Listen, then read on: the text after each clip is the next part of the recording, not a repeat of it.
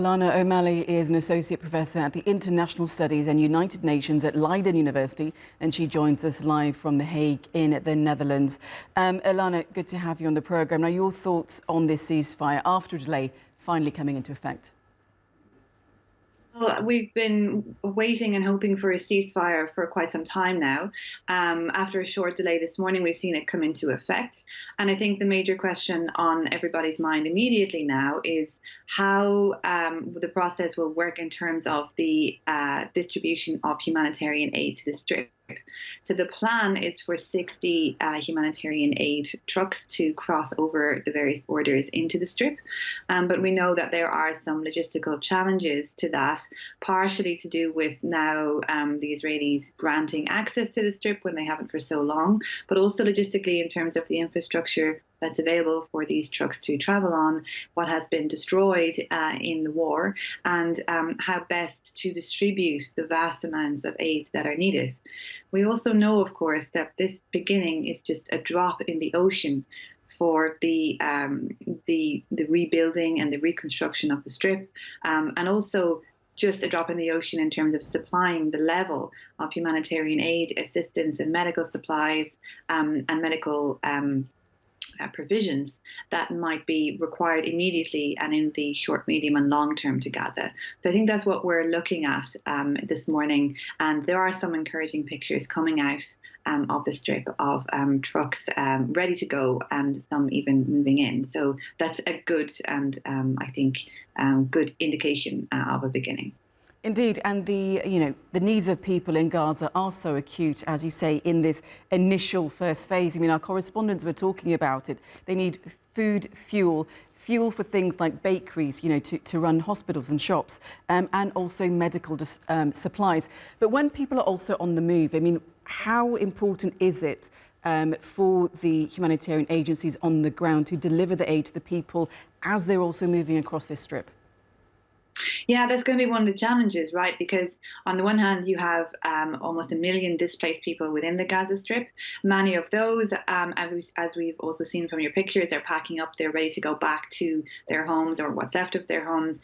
You have also the problem that you have many hundreds of thousands of people, especially children, who are displaced and who don't have a place to go back to, or have been separated or have lost family members.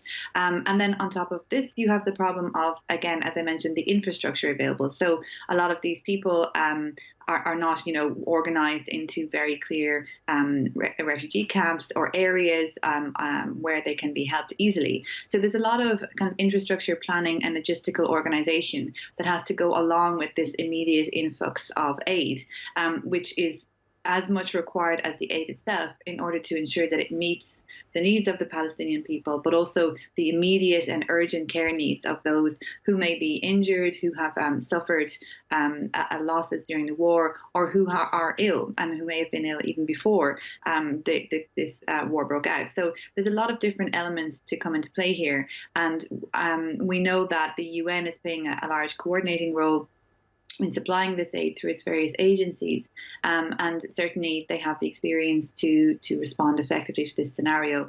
There are also commercial partners and, of course, NGOs working together. So since the ceasefire deal was announced, I imagine that there's been large amounts of logistical planning that has gone into motion while we've been waiting for this deal to come into effect this morning. Indeed, and given all of these urgent needs, I mean, what is the role then of the international community, but also international law, to ensure that at least this first phase does go ahead? So it was also mentioned in your report that the international community has expressed itself through the international courts in this regard. So first, we've had the success of provisional measures from the International Court of Justice here in The Hague that have called for indeed the supply of humanitarian aid to the Gaza Strip by Israel, and Israel's the suspension of Israel's refusal to allow those trucks entry. But also we've seen a halt the court has called for a halt to military operations.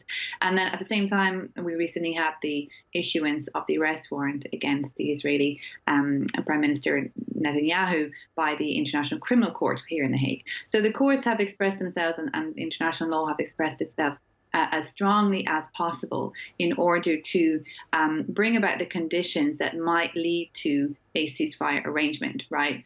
And to put on very clear terms the actual requirements that are necessary for the immediate alleviation of the suffering of the Palestinian people. Indeed. So what we will, immediate, yeah. And so that has laid a good foundation, I think, legally for the ceasefire and what might come after this. Now, you mentioned, of course, this active arrest warrant that hangs over the head of Prime Minister Netanyahu.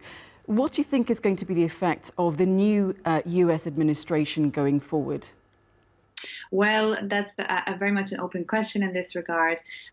We know that Trump has appointed a new Middle Eastern envoy, but we don't know exactly what the relationship will be between the Trump administration and Netanyahu.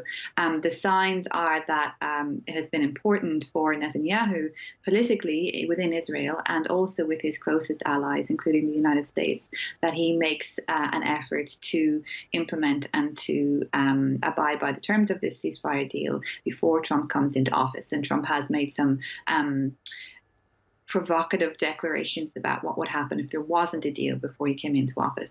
So that relationship between the US and Israel, which has underpinned and in many cases obfuscated and complicated the situation in Gaza, is still one of the questions that hangs over what will happen to the ICC arrest warrant. Because, of course, the United States is not a signatory to the International Criminal Court, although it has, over the years, of course, paid close attention to the activities of the court and enjoyed a good relationship with the pursuit of international justice through that court. But at the same time, it remains to be seen whether or not, if Netanyahu landed in a country that was a signatory to the court and was prepared to arrest him, whether or not that warrant would in fact come into effect. So that's kind of an open question at the moment. I think it's good that this arrest warrant is still hanging over his head, so to speak, because it keeps political pressure on Netanyahu and on his supporters to abide by the terms of the ceasefire deal and to work towards being a constructive partner, not just in the Gaza question, but also in the Middle Eastern regional relationships insofar as is possible. Now, Ilana, one last question. We talk about all of the regional actors, the international players in this crisis, but we never seem to mention the EU anymore. The EU has long lauded itself as, a humanitarian donor. They laud themselves for their ability to deliver aid all over the world. But they seem to be missing in this political process. So where do you think the EU is finally going to come in? Is it going to be during the reconstruction phase, perhaps? Yeah, that's a great question. I think the EU has been rather slow and in fact hasn't handled its response to this crisis very well. There's a lot of dissension amongst the various EU members. I mean, for example, countries like Germany, who are supportive of Israel, are very distant from the political positions of countries like Ireland and Spain that have in recent months recognized Palestinian statehood. So the EU is in quite a disarray on this. In terms of the EU institutions, I think they will come into effect very much in terms of provision of aid, in terms of planning for reconstruction. And the EU has committed a large amount of aid, humanitarian aid, to this crisis and to the Palestinian people. But their role indeed has been quite absent on this question, politically certainly, but also even in terms of supply of humanitarian aid up front. Mostly this has taken place through the UN. And so the question now for the EU will be how to build a constructive relationship with the Hamas leadership in terms of who's going to govern the Gaza Strip, also with the Israeli government, and also then what role it will play in provision of that aid, working together with partners in the region, especially with the UN agencies. And that really, if the EU manages to do this in a very constructive, productive way, then it deflects from that political dissent within the bloc about the support for Israel versus the support for Gaza and for the Palestinians, which is an ongoing question, I think, for the EU, and one that will continue to be divisive. Indeed. I mean, the EU does seem quite divided on this issue, and whether they can, of course, speak with one voice, we'll have to wait and see in that. Ilana O'Malley, Associate Professor of International Studies and United Nations at Leiden University, thank you so much.